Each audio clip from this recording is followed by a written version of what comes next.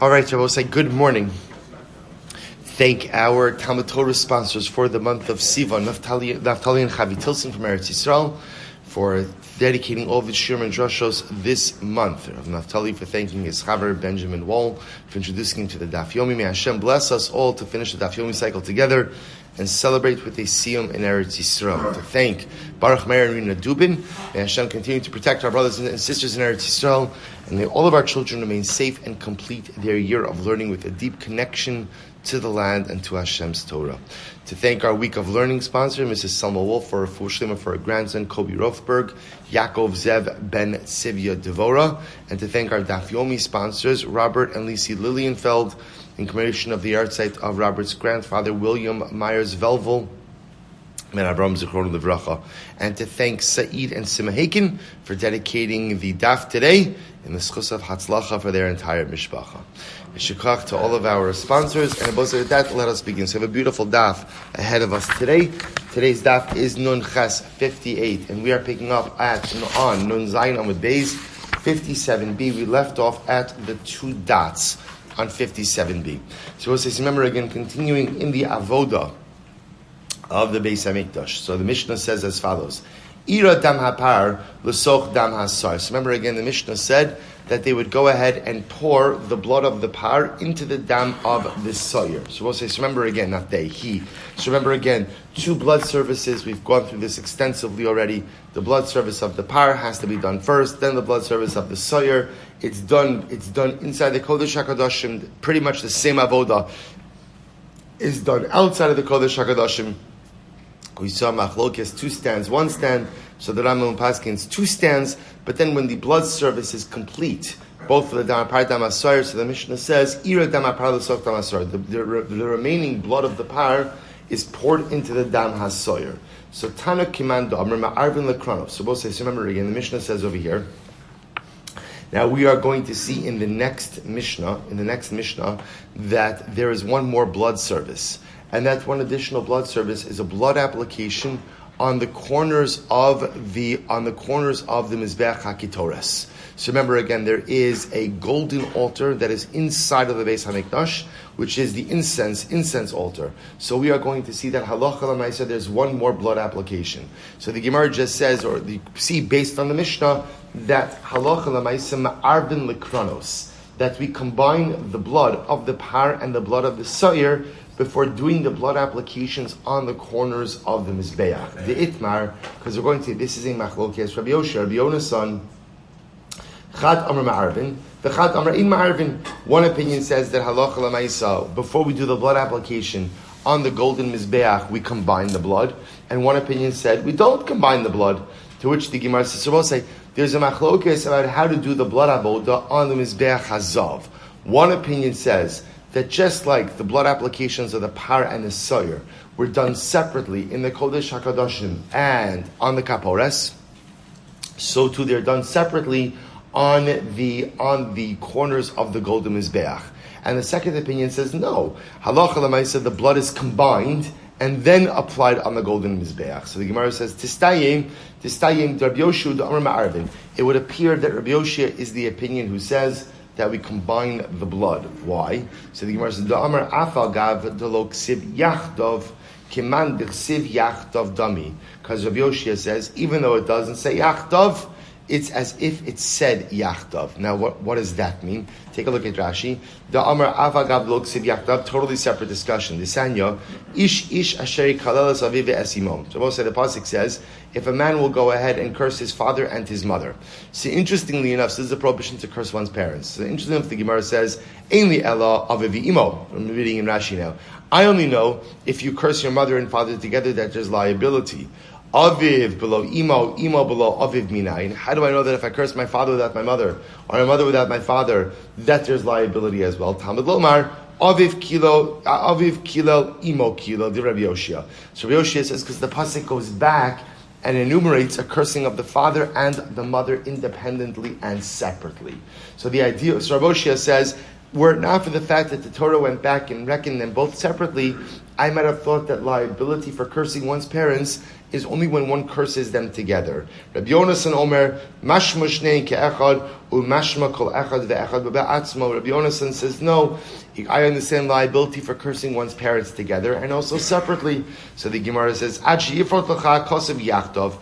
In other words, you always assume that there's individual liability unless, of course, the Torah explicitly groups things together. Amma, l'Rabbi Yoshia, ilo hadar ksiv aviv v'imo, kilel, hava amina reishi dikra shneim ke'echad mashma. So we'll see from here that according to Rabbi Yoshia, were it not for the fact that the pasuk went ahead and enumerated Aviv and Imo separately, you would have automatically grouped them together. Hachanami midam apar midam asoyer shneim ke'echad mashma. So to Rabbi Yoshia holds over here that when it says midam apar midam asoyer, the default understanding of that is that what? The bloods have been combined. So when it says that you sprinkle on it from dam apar dam asoyer, the assumption is the blood has been combined. So Rabbi Yoshia is the opinion who holds that before you do the blood application on the Mizbeach Hazav, the incense altar, you go ahead and combine the bloods together and then go ahead and apply. To which the Gemara says, decided Rabbi Yoshia, fine. Gemara says, good. I feel Tamer Rabbi Yonasan. Gemara says, maybe not. It could even reflect the view of Rabbi Yonasan. How so? Shiny hacha, it's different over here. Dichsiv achos. See, Rabbi said the pasuk does go out of its way to say the word achos, meaning that what? That the blood application is done as one. So Tanya Dlo Kishinuyan, so we'll say the Gemara quotes a brayso the other way. So we'll say the Gemara is just talking about over here that it's not where we're trying to figure out. We know we have a machlokes, right? What's the machlokes? So the machlokes is halacha lemaisa is the dama par dama soyer combined into one bowl and then the mixture applied, or is the dama par dama soyer applied to the mizbeach independently? That's the machlokes. So Gemara is just trying to figure out who's saying what. So Tanya Dlo Kishin and Braysa, that's not like what we just said before. The pasuk says the kohen will take from the dama par and the dama soyer sheyihiyu me'urabin div Rabbi Yoshia. So also Rabbi Yoshia says that they should be mixed together. That you mix the dama par, you mix the dama soyer, and then you go ahead and apply it to the golden mizbeach. Top of Nunches. Rabbi Yonasan Omer mizeh b'fnei etz atzmo umizeh b'fnei atzmo. Rabbi Yonasan says no. You apply the two bloods independently. First, you apply the dam apar, and then you apply the dam hasoyer. Amar lo Rabbi Yoshia. So Rabbi Yoshia says to Rabbi Yonasan, "Balo kvar ne'emar achos." So Rabbi Yoshia says, "But 1 second, Rabbi Yonasan, it says achos, one blood application, right? It says one blood application." Amar lo Rabbi Yonasan, "Balo kvar ne'emar midam apar midam hasoyer." Rabbi Yonasan says, "I know it says achos, but it also says midam hapar." Umidam hasoyer, which indicates to us that there is an application of both types of blood. Imkain lama ne'emar achas. If that's the case, that you applied the bloods separately, so why does it say achos? Lomar lecha achos v'lo shtayim. Ultimately, again, to go ahead and teach me what? There's one blood application. I'm sorry. Lomar lecha achas v'lo shtayim midam apar. Va'achas v'lo shtayim midam hasoyer. To teach you, I will say, that even though you're going to apply the bloods separately, there's one blood application of each. You apply the dam hapar once and not twice. You apply the dam hasoyer once and not twice. Now, we're going to see, I apply it, excuse me. I actually apply it 4 times. We're going to see that the blood is applied on all 4 corners. What it means is one application at one time per corner, as opposed to multiple times per corner. Tanya idach, another braysa, the lakach midam hapar midam hasoyer. So what's another braysa? Braysa says you shall take from the dam of the par and the dam hasoyer. Shimu uravin zebozeh. That the blood should be mixed together. O eina ella mazeh bifnei atzmo or mizeh bifnei atzmo or mizeh bifnei atzmo. Or you might have thought that no, you should apply the par blood and the shiur blood independently. Talmud lomar achos. Therefore, the pasuk says you apply it once. Ustama Rabbi Yoshia, and Rabbi say it reflects the view of Rabbi Yoshia. So Rabbi say what emerges from this Gemara is that when it comes to the blood applications, and again we're getting a little bit ahead of ourselves because the blood applications on the Mizbeach Hazav, on the golden altar, on the golden Mizbeach, which is normally used for Ketores, That's mamish the next Mishnah. We're going to see that on the top of Amud Beis right now. So the Gemara is jumping to that discussion.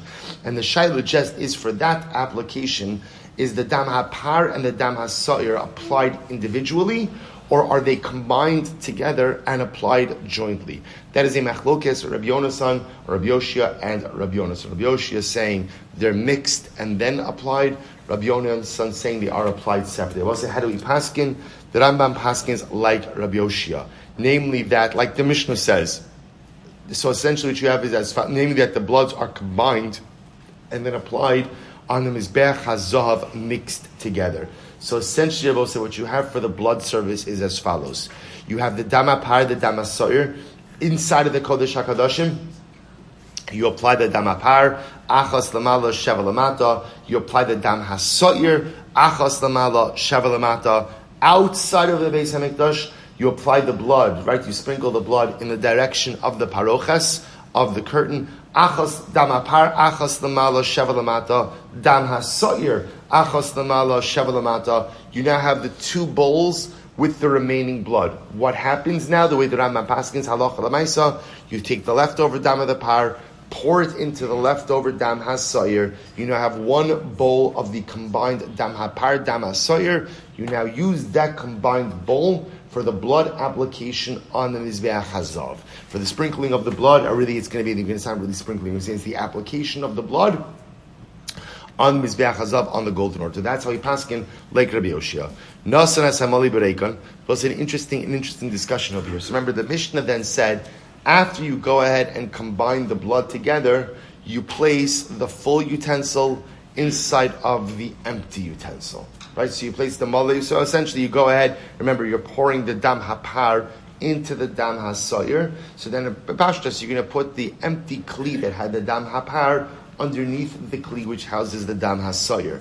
Now this is very interesting. Hiniach mizrak besoch mizrak v'kibel boas adam mahu. So listen to this. So the Gemara now asks a general question. Forget about Yom Kippur. What happens stam, a regular day in the Beis HaMikdash? You're a Kohen, you're shechting a carbon. Even though, again, shechita doesn't have to be done with a Kohen, but you're a Kohen shechting a carbon. And remember, again, after shechita, what do you have to do? Kabbalah. So remember, again, you have a bowl for Kabbalah. So we'll say, what about the following situation? You took 2 bowls. You don't need 2 bowls, but you took 2 bowls. So you have the bowl in which you're being makabel the dam, and that bowl is sitting in another bowl. So now you're holding 2 bowls, you're a Kohen, holding 2 bowls, going ahead and receiving the dam. So the Gemara says, what is the status? Mahu. Is that a kosher Kabbalah? Now what's the shaila? Min b'mino chotzeitz, o ino chotzeitz. So let's say here the shaila, you're not allowed to have a chatzitza. There can't be anything interposing between your body and the klisharis. For example, let's say the Kohen Gadol decides to wear gloves. Right? He wears gloves. What's the status of his avoda? Puzzle. There can't be anything interrupting between. So we'll say, so therefore again, what's the shaila? Does the presence of the additional kli, remember you have 2 bowls over here, only we'll call it the upper one is being used for Kabbalah. The bottom one that's touching your hand, not really doing anything. So is that called a chatzitza? Is that called an interposition between your hand and the klisharetz, thereby invalidating the avoda? Then I will say, what's the shaila? They're both bowls. So the shaila is, min b'mino, the 2 items, the 2 like items, create a chatzitza situation or not? This is the fundamental shaila. Take a look at Rashi. Rashi says, "V'kibeles adam tap Rashi kol kabbalah shaklayim as Hashem kamaybayile." Rashi says this is not a Yom Kippur shaila. This is a general karbanos shaila. Min b'mino. Rashi says mizrak b'mizrak, 2 bowls. So does the presence of the additional bowl, is that a chatzitza or not? Now I will say, why is it a shaila? Of course it's a chatzitza. It's an extra bowl because it's all bowls. So do we say min b'mino? They're all bowls. That's not called the chatzitza. Chatzitza is something that's foreign or alien, right? At the end of the day, this is all bowls, and therefore it should not. Is it a chatzitza or not? A fascinating shaila. Amar le Tinisuah. So he said to him, the truth is, we know the answer to this. What's the answer? Nasan as hamali bereikan. We already learned this. What did our Mishnah say here in Yoma? What did the Mishnah say? After you finish with the blood applications, mibachutz, what do? You pour the leftover Dam HaPar into the Dam HaSa'ir. And then what do you do with the bowl of the damapar? What do you do with it? You put it underneath the bowl of the damasar, which means that the Kohen, when he comes to do the blood avoda on the Mizbeach HaKetoret, the Mizbeach HaZav, is what? Holding bepashtos 2 bowls in his hand. He's holding 2 bowls in his hand. And yet clearly it's not a chatzitza. So the Gemara says, my love, hoshiv mizrak malei, l'soch mizrak reikon. Are we not talking about a case where, again, when it says you pour the bowl of the damapar into the bowl of the damasoyer, and now bepashtos, you put the empty bowl underneath the full bowl, and the Kohen holds both. So from here you see that ultimately, again, min b'mino is not chotzetz, to which the Gemara says, lo, ira mizrak malei l'sok mizrak reikanhu. No, the Gemara says, interestingly enough, what are you doing?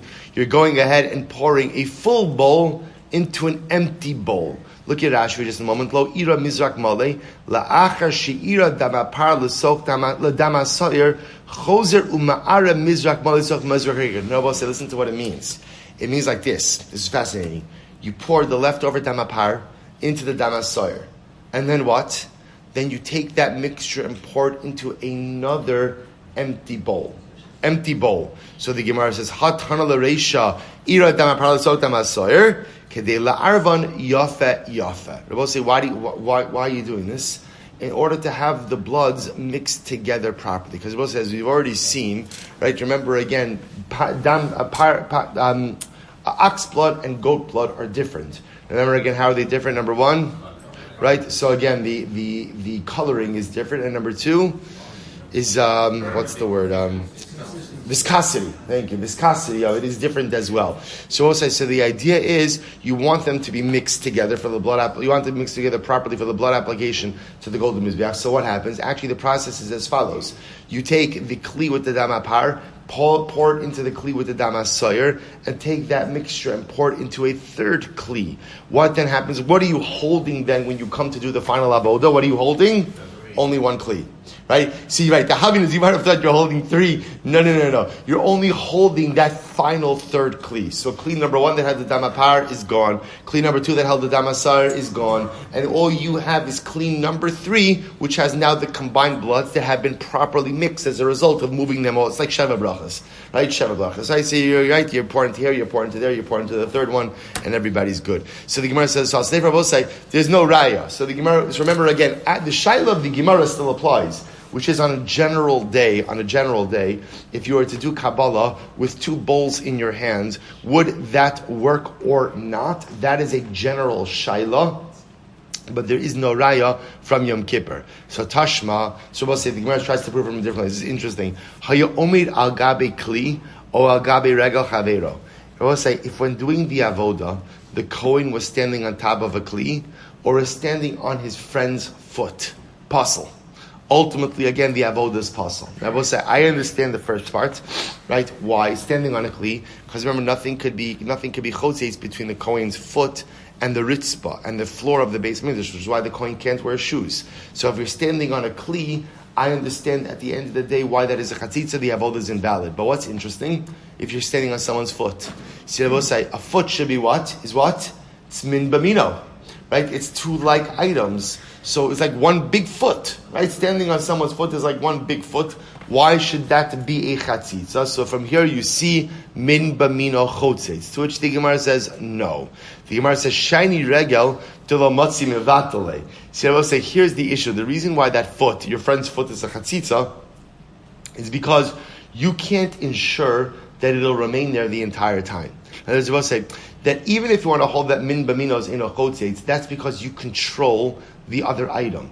But when you're standing on something that you do not control, like someone else's foot, so halacha lamaisa, that is a chatzitza, because at any moment the person could pull it in or take it out. So the Gemara says, Tashma. So still, I haven't resolved the shaila. Tashma, Tani Rabbi Shmuel, es kol kli ashares asher yishar subam bakodesh, shnei kelim v'sherus achos. Rabbi say the pasuk says, as kokli asharis, the service utensils, asher yishar subam bakodesh, that you will go ahead and serve with them, plural, in the kodesh. Shabbos say the Gemara picks up an interesting observation. So the Torah, when speaking about the service utensils, uses a plural lashon and says when you do the avoda with the utensils. Now the truth is, when we would normally read that pasuk, see, of course it uses the plural. Why does it use the plural? Because in the course of avoda, you're generally what? Using more than one utensil. The Gemara is making a fascinating observation. Maybe it's coming to teach us that halacha l'maisa, even if you used two utensils in one service, halacha l'maisa, it's not a chatzitz. And the both say that is indeed how the Rambam paskins, that if you were to do Kabbalah in two bowls, one inside of the other, then halacha l'maisa, it is not a chatzitz. The avoda is kosher. Why? Because min b'mino eino chotzet. So I'll say very important halacha. I'll just give you an interesting application of this min b'mino eino chotzet, nothing to do with Yoma or Karbanos. So we'll say, the halacha is that the bayis of your tefillin is supposed to touch your bicep, right? Of the shalyad, the shalrosh, right? So the bicep is supposed to be on the tefillin is supposed to be on the bicep. What happens if this is, I think, much more prevalent if you put on, more like a nusach Ashkenaz, if you wind in as opposed to winding out like nusach Sfarad. Let's say you go ahead and you're putting on your tefillin, and your ritzua comes underneath your bias. That you're not supposed to do. You're supposed to be very careful that your ritzua should not come underneath the bias of your tefillin. That the bias should rest right on your arm. But let's say the ritzua came underneath it, right? And you realized after davening, my ritzua was underneath the bias the entire time. Do I have to put on tefillin again? And Mishnah Berurah paskins, no. Why not? Min b'mino eino chotzes. Because again, it's all called tefillin. It's all called tefillin. So therefore, again, like items do not serve as an interposition as a chatzitza. So obviously it should be avoided. The tefillin should rest directly on the bicep. But should you realize afterwards that the ritzua was there in between the tefillah and the bicep, it does not undermine the mitzvah of tefillin. Incredible. Same thing by karbanos as well. Good. Let's go weiter. Says interesting case. Hiniach siv besoch hamizrak. So we'll say, let's say in this case, you put the sieve. Sieve is palm bast. It's the absorbent part of a palm tree. Just imagine like a spongy type of item that comes from the palm tree. So aniach siv besoch hamizrak. So let's listen to this case. You placed siv. Rashi says over here, siv hagodel saviv hadekel v'nichrach alav saviv kimin lulavin bigifanim v'urach v'sofeg es hadam v'adam yotzi michol ve'ra ve'eno chotzeitz kol kach. So here's the shaila. You went ahead and you put this sieve, this palm bast, inside of the kli. And you did Kabbalah now with that palm bast inside of the kli. So what's the shaila? Does the sieve serve as a chatzitza between the dam and the kli? Remember again, the dam must be in a kli sharis. So if now you have this sieve inside of the kli, does that serve as a chatzitza? To which the Gemara says, so hiniach sieve b'soch hamizrak v'kiba bo'as adam mahu. What is the halacha? Min b'she'eno mina chotzeitz, o eno chotzeitz. Do we say, look, in this case, the sieve is eno mino. So do we say min b'she'eno mino is chotzeitz or not? Kevan demachalcha lochai. So on one hand we could say that the sieve itself is porous. Because it's porous, therefore the blood kind of goes in and out. So the blood is in contact with the kli sharis, and therefore perhaps it should not be a chatzitza. O dilma loshna. Or perhaps we say no. Once anything alien is inside of that kli, by definition, that kli sharis, that bowl, by definition, that is a chatzitza. So we'll say, good shayla. Amr Leitanina, we learned this, Zolef avaholich ad shemagia lisfod. So we'll say, the Gemara calls it totally unrelated discussion by para aduma.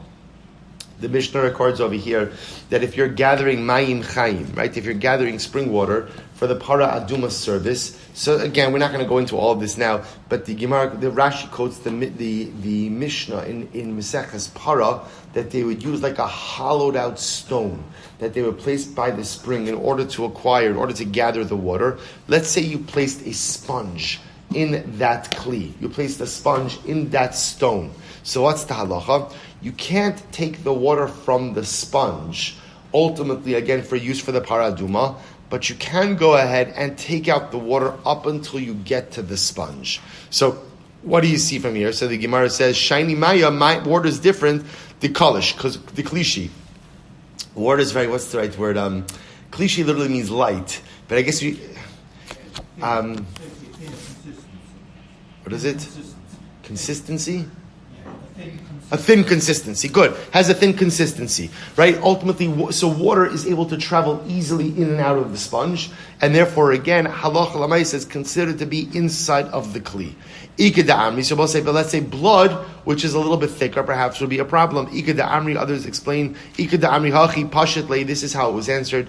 B'dam kosher, b'kometz pasal. With blood it would be kosher, but with a kometz, with a mincha, it would be pasal. So we'll say that is indeed how the Rambam paskin. So therefore, halacha l'maisa. We'll say to be clear, l'chatchila, one should not put the sieve, the palm bast, inside of the kli sharis. That's for sure. But if one did it, so halacha l'maisa, interestingly enough, the Gemara posits that it would not pose a problem with the dam. It would not pose a problem. It would not invalidate the dam from being used. Why? Because we assume that because the dam is viscous, right? And the dam is able to go ahead and travel in and out of the bast. So the bast itself, the sieve, is not a chatzitza. Where would it come up as a chatzitza? So also remember, by karba mincha, what do you do by karba mincha? You go out and you do your 3 fingerfuls, you take your kamitza, you put that kamitza inside of a kli sharis. You put that kamitza inside of a kli sharis. If you were to put that kamitza inside of a kli, and that kli were to have a sieve, that would go ahead and be a chatzitza, which makes sense. Why? Because Rabbi say, remember, the kamitza is not viscous, right? The kamitza does not go ahead and automatically go ahead and flow, and therefore halacha l'maisa that would pose a chatzitza. So therefore, Rabbi say, so halacha l'maisa min b'mino nechotzes, if you do Kabbalah with 2,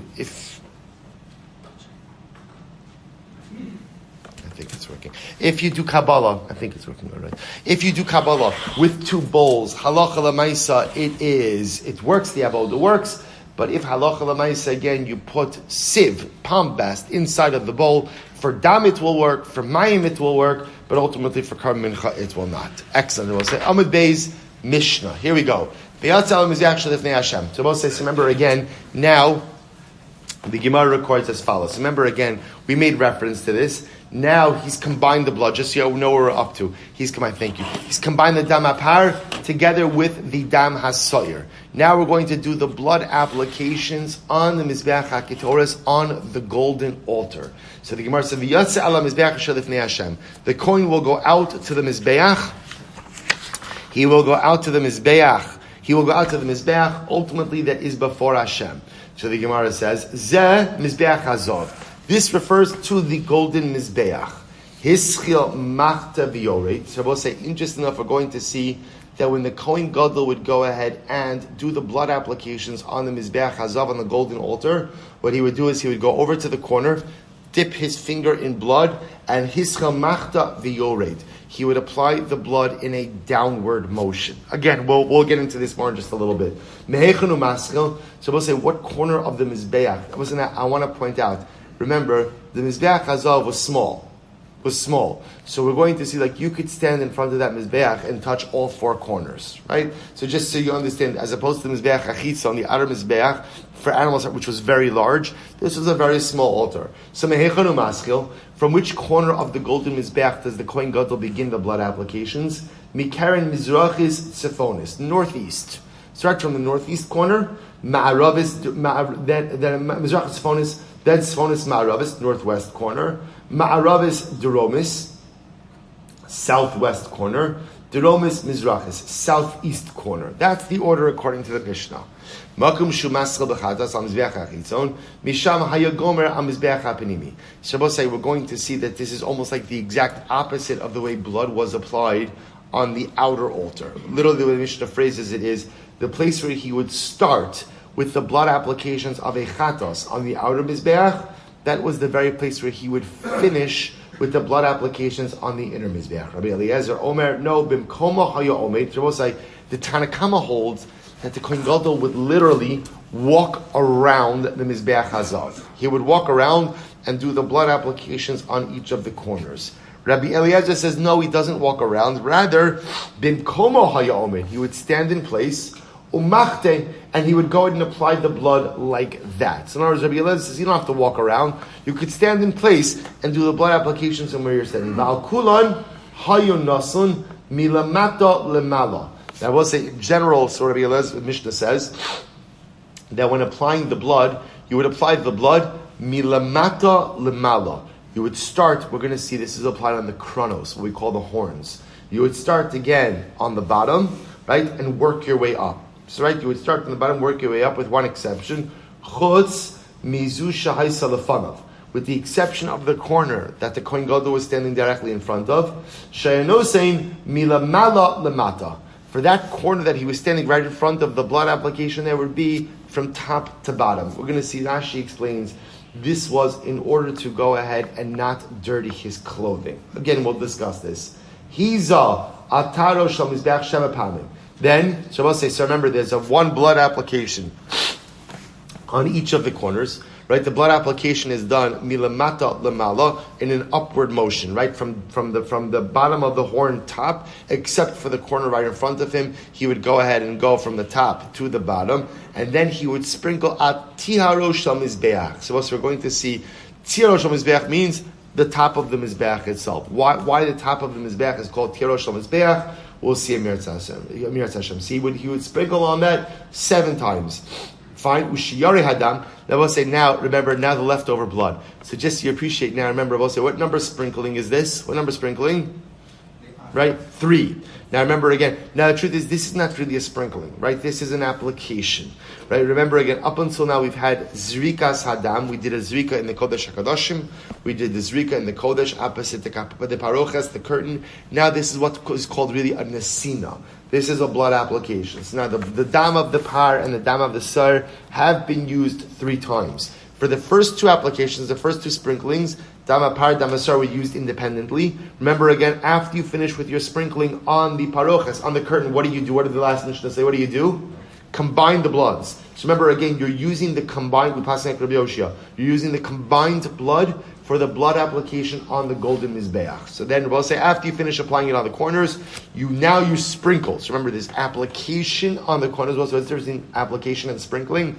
Kishmokin, right? Sprinkling is kimatzlif, right? Like a whip, right? And again, nesina literally means you're right. The Kohen Gadol is dipping his finger in the blood and literally going ahead and placing it on each of the corners. After he finishes the corners, he then sprinkles it again on the top of the mizbeach 7 times.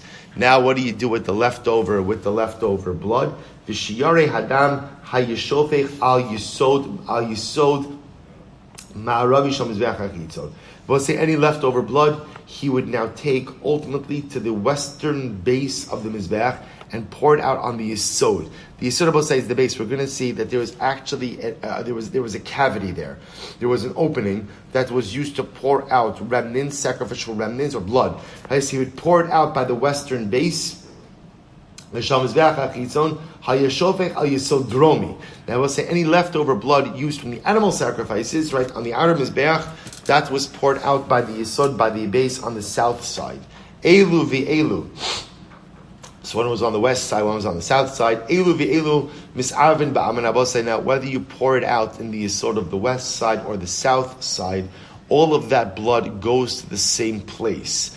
Elu v'elu mis'arvin ba'ama. They all go ahead, all of this blood combines. Amma is a canal, right? Rabbi says this refers to the canal that would go ahead and run out, right? Remember, it was a canal that ran through the Beis HaMikdash. This is how they would clean out in general all of the blood in the Azara. So it was a canal, and then where did that canal go to?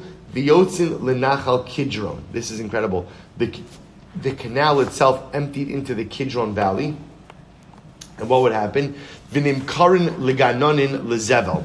The blood was then sold to farmers for fertilizer. Umolin bahen. But that blood is subject to me'ilah. So I will say, you cannot just go into the Kidron Valley, stay by the opening of the channel, and collect the blood and use it. Why? Because it was sacrificial. It was still consecrated. In order to go ahead and use it, what do you have to do? In general, what do you have to do in order to go ahead and use Kodesh? You have to redeem it. How do you redeem it? You pay for it.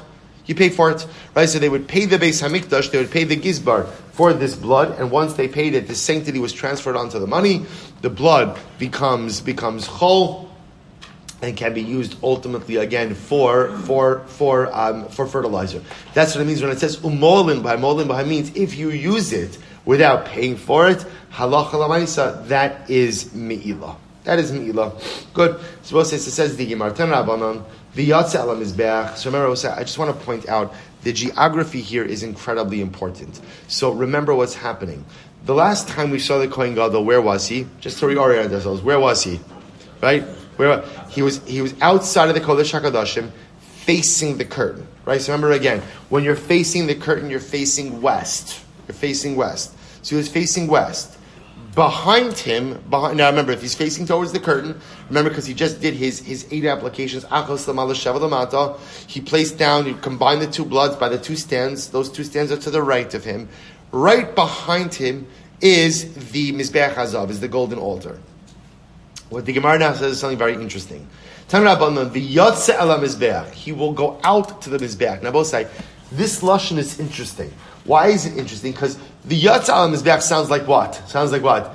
He's leaving somewhere and going to the Mizbeach. Now actually he's not leaving anywhere. Remember, the Mizbeach Hazav is inside of the Kodesh, is inside of the same building, the same structure that the Kohen Gadol finds himself. So what does it mean, Yatsa al Mizbeach? Mata Amalam, this is incredible. Aram Nechemya, Lefi Shematzinu beParaba Kala Mitzvos, Shekoin Omid Chutz Mizbeach Umaza Al HaParochas B'Shashu Maza Yochol Af Zeh Talmud Lomar V'Yatza Al Mizbeach Heichan Haya Lifnim Min HaMizbeach. Supposed to listen to this. So the Gemara says as follows. You see, there is another time when the Kohen Gadol sprinkles blood towards the Parochas. And when is that? We saw this in yesterday's daf. This is the par haba al kol hamitzvos. Now, when do you bring a par haba al kol hamitzvos? If the Kohen Gadol made an erroneous psak halacha, he paskined the wrong way in a particular issue, and he himself performed something that was punishable by kares. Punishable by kares. So again, he made a mistake. He has to bring a particular carbon. Now, what happens? The blood application of that carbon is similar to Yom Kippur in that he goes out and sprinkles towards the parochas. And here's what's interesting. Where does he stand? Where does he stand when he goes ahead and sprinkles that blood? He stands ultimately again between the Mizbeach and the parochas. So the Gemara says, Yachal af zeh. You might have thought the same thing happens over here by Yom Kippur. Therefore, Talmud Lomar v'yatzal Mizbeach. Haychan Haya, where was he? Lifnim min HaMizbeach. So both said, listen to this. What the Gemara says, the Torah is coming to teach us is as follows. That where does the Kohen Gadol do the blood applications on the Mizbeach? V'yatsa el HaMizbeach. He goes, essentially, I will say, what he does is, he walks past the Mizbeach and then turns around. He walks past it. So in other words, you might have thought that essentially what kind of happens is the Kohen Gadol finishes doing the blood applications on the parochas, and then what? What does he have to do? Just turn around. No. V'yatsa el HaMizbeach. He walks past the Mizbeach, then turns around and does the avoda. Therefore, again, Heichan Haya Lifnim Min HaMizbeach. Ultimately, again, he was past the Mizbeach. So the Gemara says, Tanya Idach, Lifnei Hashem Ma Talmud Lomar. What does it mean when it says Lifnei Hashem? Am Rabbi Nechemya Lefi Shemantinu Bepar B'Sar Shem Kippurim Shekoin Omei Lifnei Min HaMizbeach Mazal HaKaporas B'Shashu Mazah. Shabbos say, since by Yom Kippur, when the Kohen Gadol was doing the sprinkling on the curtain for the blood of the parent, the blood of the Sarah, where is he standing? He's standing on the inside of the Mizbeach. He's standing between the Mizbeach and the Parochas. Yochel af zeh kain. You might have thought, therefore, when he does the blood applications on the Mizbeach, same thing. He should stand between the Mizbeach and the Parochas. Talmud Lomar, Mizbeach Kitoras Hasamim, or Mizbeach Kitoras Lifnei Hashem, Asher Ba'o Amoid, Mizbeach Lifnei Hashem, Ve'in Kohen Lifnei Hashem. So also he teaches us that when the Kohen does the avoda, when he does the blood applications on the golden Mizbeach, he does it on the Mizbeach that is Lifnei Hashem. The Mizbeach is Lifnei Hashem, but the Kohen is not Lifnei Hashem.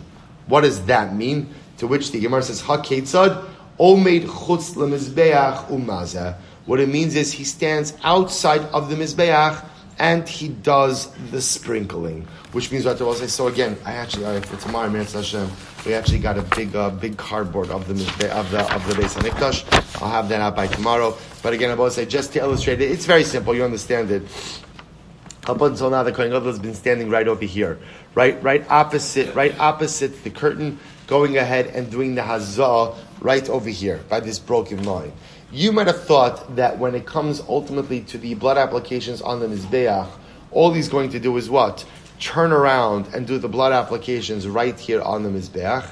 Kamash Mala, no, that he's going to go ahead and now walk past the mizbeach. We're going to see there's a machlokes as to how he walks past the mizbeach, but he's going to walk past the mizbeach and ultimately now stand in front of the mizbeach. So we'll say the Torah phrases this as that he does the avodah on the mizbeach that is lifnei Hashem. And the way this is incredible, the way the Gemara darshans it is the mizbeach is lifnei Hashem, but the Kohen Gadol is not lifnei Hashem. Now, what does that say? The mizbeach is lifnei Hashem, and that the mizbeach is right in front of the curtain. But where is the Kohen Gadol? Where is the Kohen Gadol? Behind the mizbeach. So I'll say at this point in time now for the blood application, the Kohen Gadol is standing behind the mizbeach, still facing west. Right? He's still facing the curtain. But now there's the Kohen Gadol, the mizbeach hazav, the golden mizbeach right in front of him, and then the parochas, then the curtain. Good. So we'll say that's halacha number 1. Weiter. Hischil machta v'yored. So I'll say, so remember again, he would go ahead and do the blood application. Now machta v'yored literally what it sounds like is, he would go ahead and dab the blood on the corner and then move downwards. So Tana Rabbanon, hischil machta v'yored he behechon hayamascha. So we'll say, before we get into how the actual application was done, the Gemara is a bit more focused on which corner is he starting with. So remember again, we saw machlokes in the Mishnah. So mehechon hayamaskil, mikeren mizrachis deromis. So we'll say, where would he start from? He would start ultimately again from the southeast corner. So southeast, deromis ma'aravis, southwest, ma'aravis tziphonis, northwest, Tzfonis Mizrachis, northeast, Divrei Rabbi Akiva. So I'll say these are the words of Rabbi Akiva. If you have, again, we'll get into this more tomorrow, but if you happen to have the pictures, you could see ultimately, again, this is picture number 140, the position of Rabbi Akiva. So you could see Rabbi say how, again, we'll see this more tomorrow, but you'll see ultimately, again, so just to give you a simple orientation. Remember, we've established now that the Kohen Gadol is standing behind the Mizbeach HaKetoris, behind the golden altar, facing the curtain.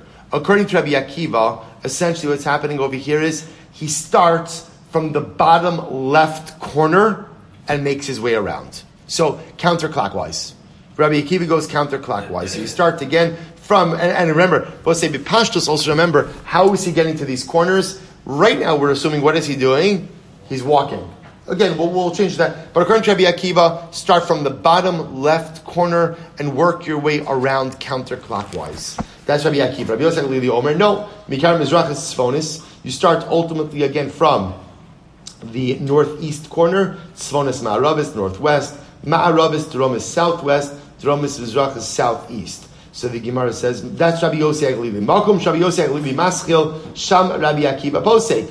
Malkum Rabbi Akiva Maschil, Sham Rabbi Yosef Lili Posek. And I will say again, Rabbi Yosef Lili and Rabbi Akiva are exactly the opposite. If you have the pictures, picture number 141, I will say, you don't even need the picture. It's easy enough to illustrate. Rabbi Yosef Lili has him starting the exact opposite end, whereas Rabbi Akiva has you starting from the bottom left corner and going around counterclockwise. Rabbi Yosef Lili has you starting from the bottom right corner, ultimately again going around. No, it's just the opposite, by the way. Just the opposite. I'm sorry. Rabbi Akiva is clockwise. I'm sorry. Right, Rabbi? Same thing. Bottom left corner. Rabbi Akiva is bottom left corner, and Rabbi Akiva has you going around clockwise. Rabbi Yosef Lili has you starting from the bottom right corner and going around counterclockwise. So we'll stop over for today, but this is the fundamental machlokes. Now again, I want to be clear. Right now, according to both Rabbi Yosef Lili and Rabbi Akiva, halacha lamaisa, you're walking around. One more time. Rabbi Akiva, start at the bottom left corner, go around the Mizbeach clockwise. Rabbi Yosef Lili, start at the bottom right corner, go around counterclockwise. We'll pick up here tomorrow. We'll say Shkoya.